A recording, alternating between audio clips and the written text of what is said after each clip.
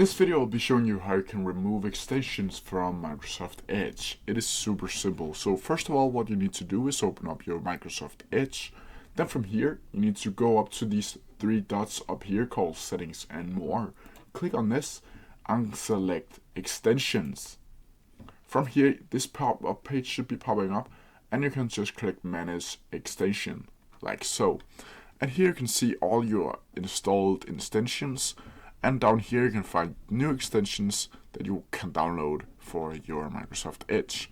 But to remove one of your extensions, you simply need to go up here and click Remove on one of these already installed extensions. Just click Remove, and then this page is going to pop up, Remove Google Docs offline from Microsoft Edge. Then you have the opportunity to remove or cancel. I'm just going to click Remove, and as you can see now, Google Docs has disappeared or removed from my installed extensions. Now I can close down Edge and open it up again, and then it should be disappeared. If you have any questions about it, please leave them down in the comment section below, and I'll try my best to answer them as quickly as possible. See ya!